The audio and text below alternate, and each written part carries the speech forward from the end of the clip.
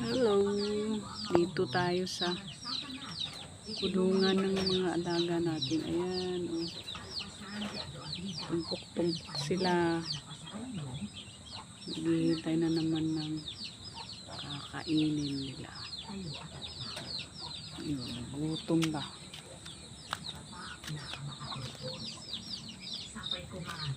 Ano? Gutom na kayo? Kinulong na yung isa kasi yung mga anak niya 11 pinapak-apakan lang, wala, namatay lahat. Hindi siya marunong mag-alaga ng anak niya. Yung mga manok na sa labas. Ito naman yung gutom na kayo. Ayan, bulit sa nila.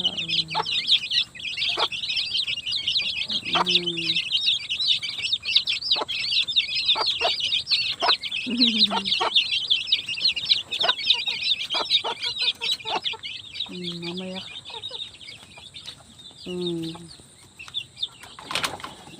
Ayan, kulong kayong mag-ina.